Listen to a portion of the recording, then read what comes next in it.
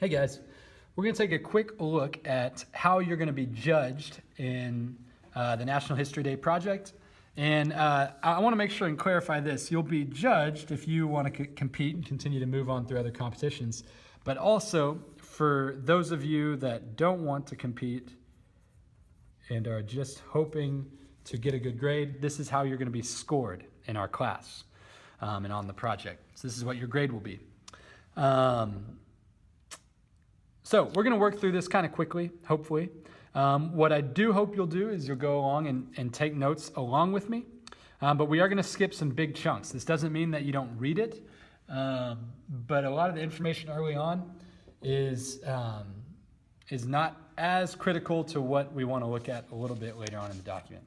So if you read, or when you read these first couple paragraphs, you're going to see basically what you're going to get out of National History Day. If you move on past the school competition, the feedback you get from us can be incredibly helpful in, or move past the class competition, the feedback or the evaluation that you get from us could be helpful in winning the school competition.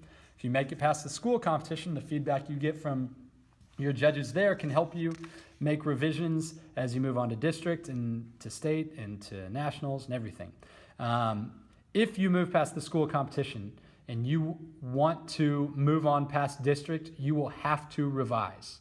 If you win district, if you get first place and you are going to state, you're going to have to revise if you want to move on, because the final products are so good that you need to take all the time you can. All right, that's my last little spiel there. Okay, so you'll have panels of judges. You'll have about 3 judges probably in whatever category you're in. Basically, yeah, that's all we really need to talk about there. Okay, so here's what we want to talk about. On this page, where it says evaluation criteria at the top, I want to make sure you flipped over there with me. And this is going to break down the different things that you're going to be judged on.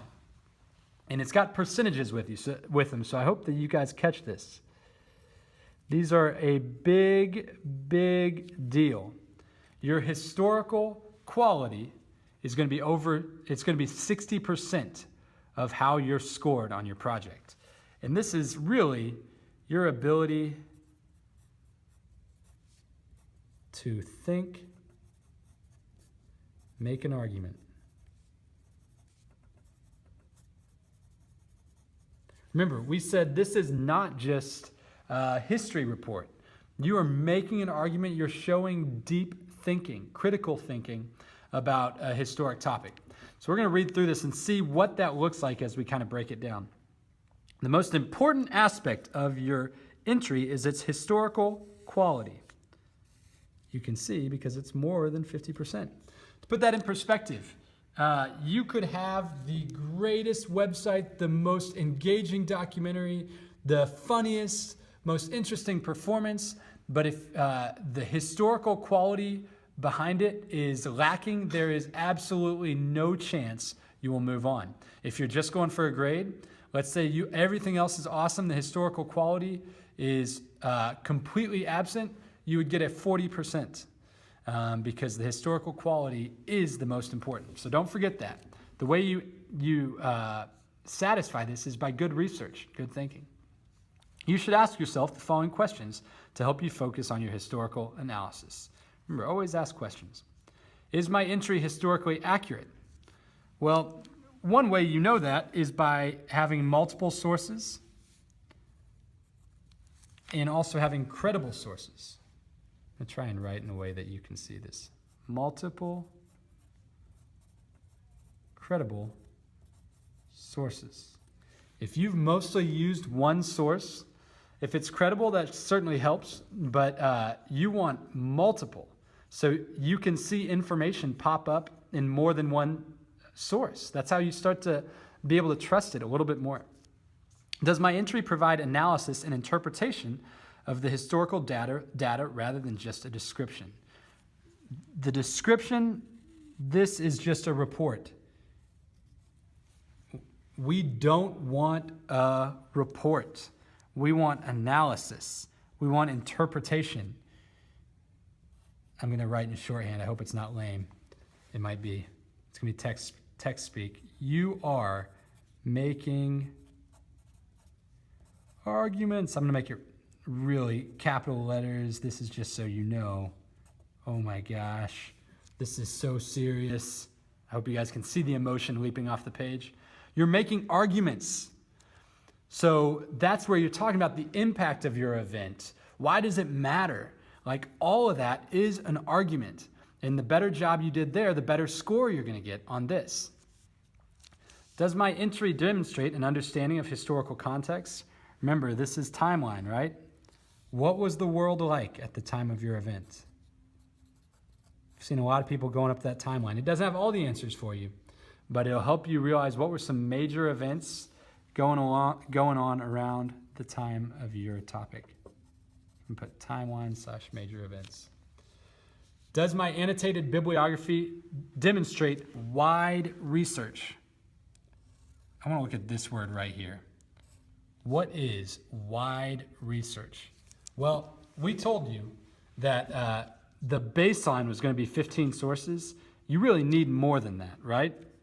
What was it that the girls that won nationals, they said they had 19 pages of sources? But let's say at the very minimum, and really you need more than this, 25 sources minimum. And you also want a variety. So we'll talk a little bit more about it as we go, but you also want primary and secondary sources.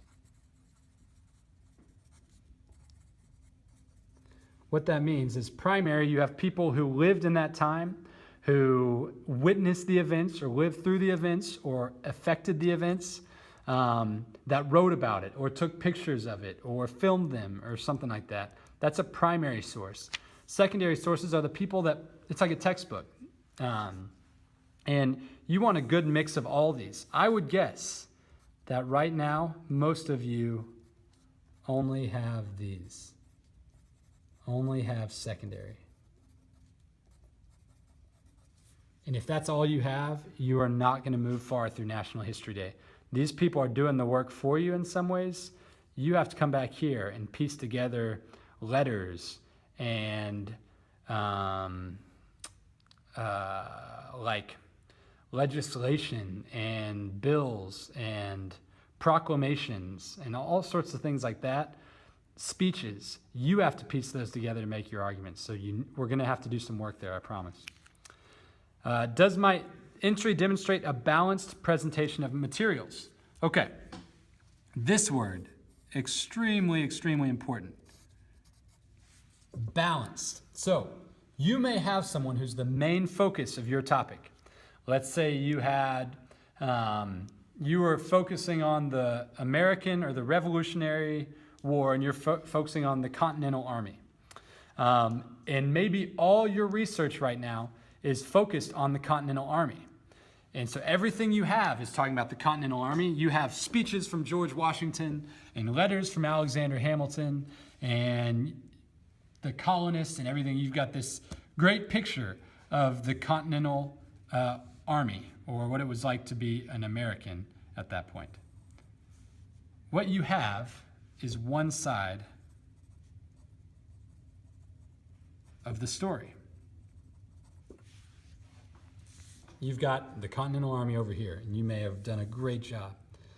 Well, the British side is equally important.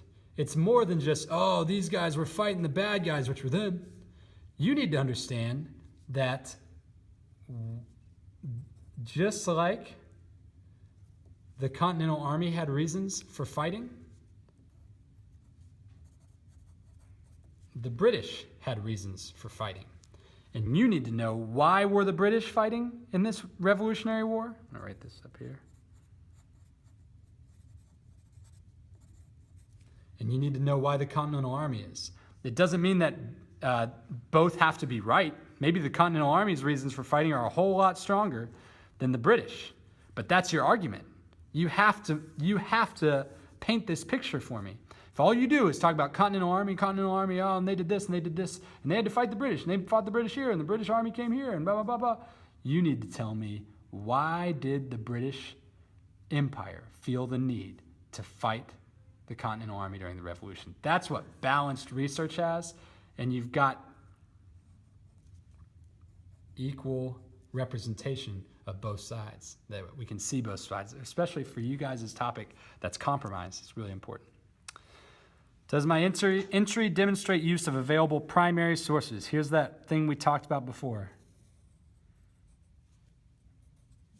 So that means we'll need to do some specific research, different from just whatever Googling or looking for any information we can find. We need to find specific types of sources. Okay, I'm going to try and move through the last part quickly. The relation to theme is another 20%. So we've got 60% up here. Now 20% on relation to theme. Your entry must explain clearly the relation of your topic to the annual NHD theme. You should ask yourself the following questions to help focus your topic on the theme and its significance. How does my topic relate to theme? What is the conflict? What is the compromise? If you can't answer that quickly, boom, boom, like that, then you need to do some work. Why is my topic important? This is your argument, guys. What did it change, right? Why does it matter? Same thing down here. How is my topic significant in history and relation to the NHD theme? Really, all three of these are just massive questions. How did my topic influence history? If you took all three of these right here, there's a good chance that this is your argument. I'm going to say a big so what? Why should you expect me to listen to your topic at all? And this is where you're going to tell me why. And incidentally, that should be in your thesis, at least partially. How did the events and atmosphere, social, economic, cultural, political and cultural aspects of my time period influence my topic in history? This question, some of you may have caught on, is context.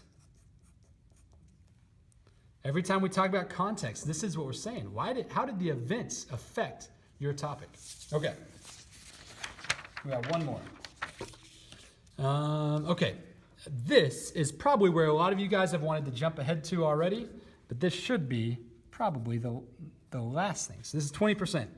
20% of your grade comes through this.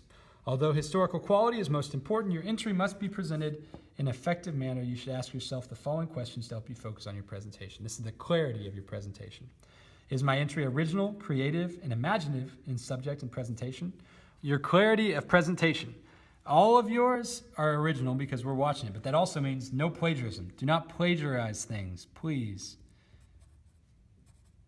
That would be embarrassing for everyone. Creative and imaginative in subject and presentation. Is it clear, grammatically correct, and accurately spelled? Grammar and spelling. Who knew that was going to come into play in other places?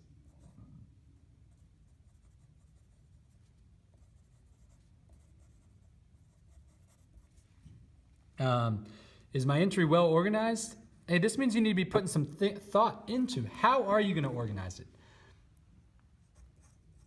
How will you do it in the most effective way? If you're making a documentary, you might go watch some other documentaries, see where they start. They probably don't start with when the person was born, because that's not the most engaging thing. They probably start with one of the most pivotal moments in the person's life, and then go backwards. Do I display stage presence in a performance? And is my visual material presented clearly? Okay, so this is a decent little look. Make sure that you have got all that in. If you need to go back in, you can skip back and get some of that stuff in there.